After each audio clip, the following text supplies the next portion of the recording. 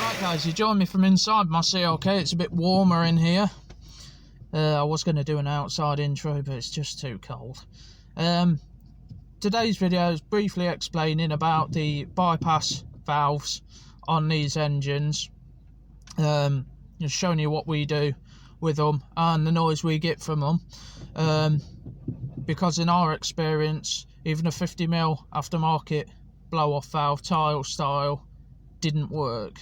I do mention that in the video that a few years ago when we had our C classes, we tried that method on them, and it just, the ECUs don't like it, particularly these Bosch ones. The Siemens ones might handle it a bit better, but the Bosch ones, they did not. So we're just going to show what we do with ours. If you want that hissy bypass valve noise, it's relatively simple, and we are considering making the plates up to sell, if that's something you guys are interested in.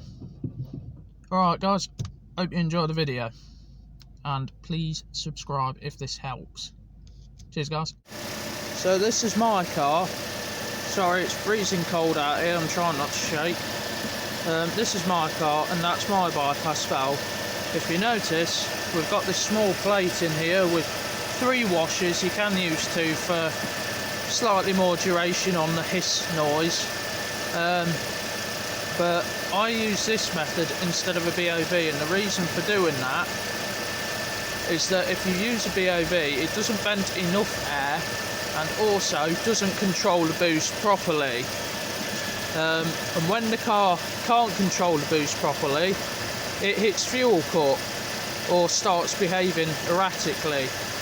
Either way, when we tried it a few years ago with our C classes, which one of them is that burgundy one you can see in the earlier videos, that did not work at all, and that was a 50mm tile style BOV. We even tried a Mini Cooper vacuum operated bypass valve, and that too still didn't work. So we use this method now. If you want a silly hissy noise from your car, this is the best and cheapest way to do it with the compressor engines. So the effect we get from having this spacer plate in, I know it's quite noisy and you probably can't hear me, but I'll give the throttle a blip just to give you an idea.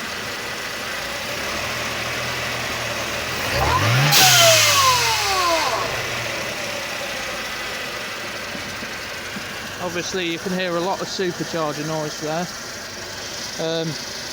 but yeah, for now this car's staying supercharged, hidden down there. It's a nice standard 90k car, and it's a fantastic daily driver and I love it.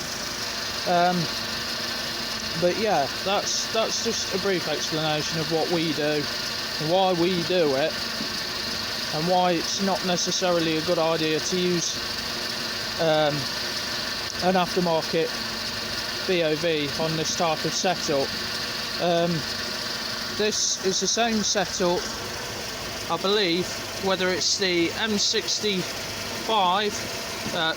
M62 or M45 or M65 superchargers.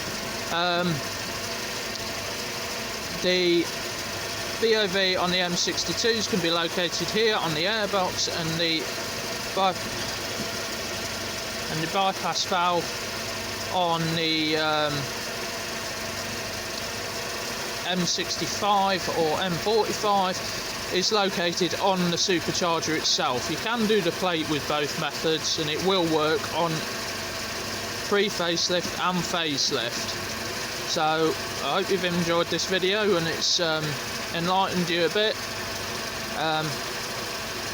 Thanks for watching, like and subscribe. Cheers guys.